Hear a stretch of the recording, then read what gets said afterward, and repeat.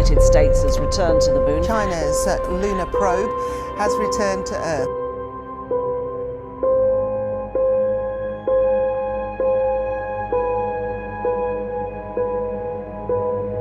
Among all the things that happened in the 20th century and changed the world forever, the moon landing of July 1969 is perhaps the one most mistaken for an innocent and purely scientific affair. But the truth of the matter is actually quite to the contrary. As you're about to find out in this video discussion about the old and the new space race, and the what, who, why, where, when, and how of it.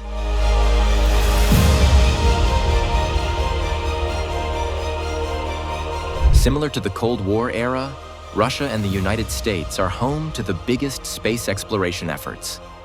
China also stands tall, with very recently broadcast photographs of the fourth lunar probe to bear the Chinese flag on the moon.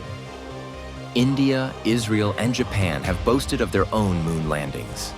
Inevitably, polarization and block formation ensues. NASA's attempts to involve African states like Nigeria, Rwanda, and Angola have encouraged other previously unaligned countries to ally with China and the wider BRICS bloc. In 2021, Russia and China declared plans to establish a joint research station on the lunar surface, which will have undeniable benefits for all humans. Japan and the United States have mirrored this coordination. Japanese astronauts are expected to participate in NASA's Artemis missions, scheduled for 2028 and 2032.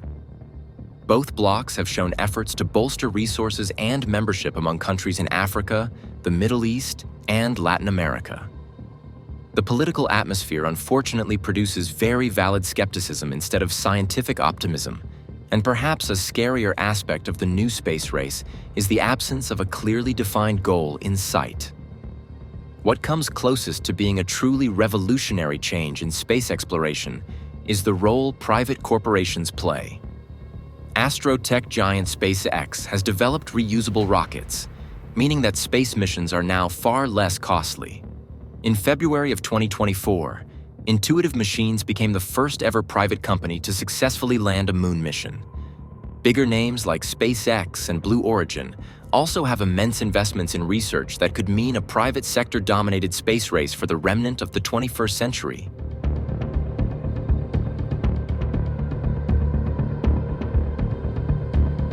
Professor Kazuto Suzuki of the University of Tokyo was very open about his concerns that the political powers of the current world are no longer just in a race to have boots on the lunar ground, but have set their sights on controlling and monopolizing actual materials on the moon.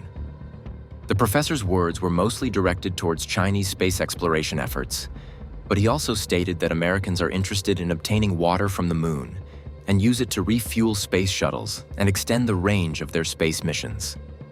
The moon has regions that almost never receive sunlight and are suspected to have reserves of ice. It may soon become possible to mine the moon's surface for iron, titanium, and helium, all three of which are in high demand on Earth. An international agreement from 1979 states that no party on Earth is allowed to call lunar resources its property. But the rule barely received any acknowledgement. And in 2015, the United States even declared it legal for American citizens to extract, own, and sell material from outer space.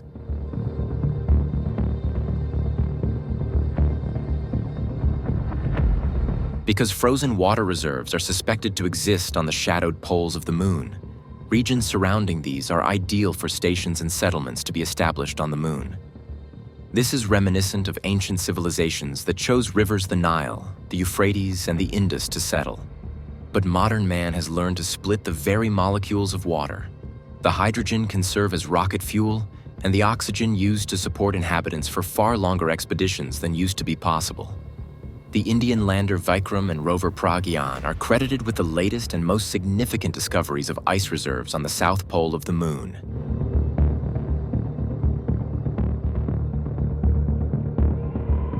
There's more than a few big reasons the moon is of interest to the powers here on Earth. NASA has long had ambitions beyond the moon. And now China and Russia have also expressed interest in outer space colonization. But that doesn't make the moon any less important in the grand scheme of things. lunar ice reserves represent a potential for a long-term space station. A space station that would essentially increase the reach of human exploration far from the Earth. There are also concerns regarding depletion of resources on Earth, especially minerals that are desperately needed raw materials for the modern automobile, aerospace, energy, tech, and biotech industries. Helium-3 has also been found on the lunar surface, albeit only in trace amounts.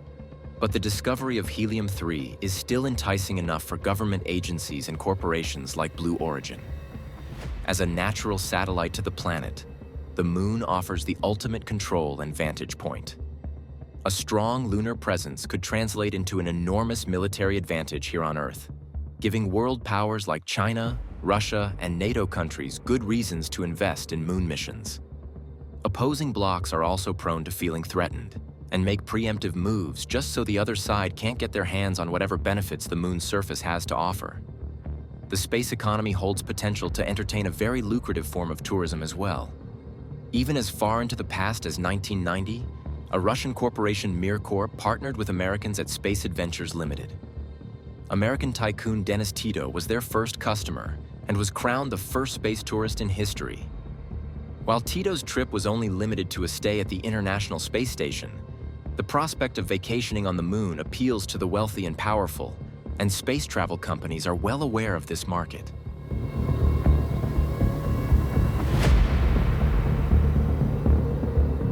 A distinctly new space race is considered to have begun with the ramped-up Chinese space missions going back to 2007. The first Chinese moves in outer space were not the most smoothly run operations, but they were enough to kickstart rival nations into action, who were already in awe at the rapid economic, technological, political, and military growth of China on Earth. 21st century space exploration. Rocket and propulsion technology has undergone much improvement. Commercialization of aerospace and rocket technology has translated into a wider and fairer playing field.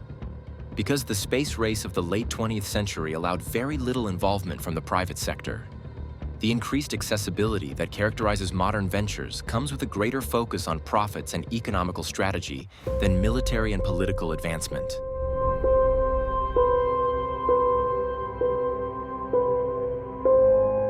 The subject of diplomacy and collaboration in space has been approached multiple times since astronautical ventures first began.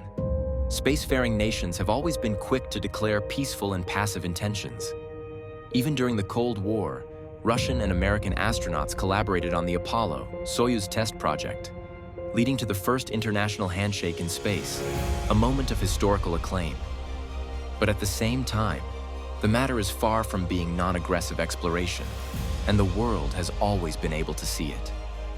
On the one hand, it appears that China and the BRICS bloc are too competitive to pursue peace and stability on Earth and in space. On the other hand, we have to consider that lopsided agreements of the past and the problematic hegemony of Western powers have led to a loss of confidence in the peace process. When Russia vetoed the UN resolution to prevent deployment of WMDs in space, there was outcry and accusations of warmongering behavior. But there was no lack of people who believe such laws and limitations are tools of Western hegemony. Yuri Borisov of the Russian Space Agency is quoted by The Guardian to have said, "This is not just about the prestige of the country and the achievement of some geopolitical goals. This is about ensuring defensive capabilities and achieving technological sovereignty." The Guardian also published a statement from the American Assistant Secretary of Defense for Space Policy, who said, "Space is in our DNA for the military. It's absolutely essential to our way of war. It's neither easy nor fair to look past hard realities, but watching the great potential of outer space, the endless secrets and possibilities get overrun by dire political interests, has got to be one of the biggest bummers humans have ever had to experience. Those of us with childlike wonder and a passion for exploration held deep within us had always dreamed of an age of harmony and scientific progress on our Earth and beyond it.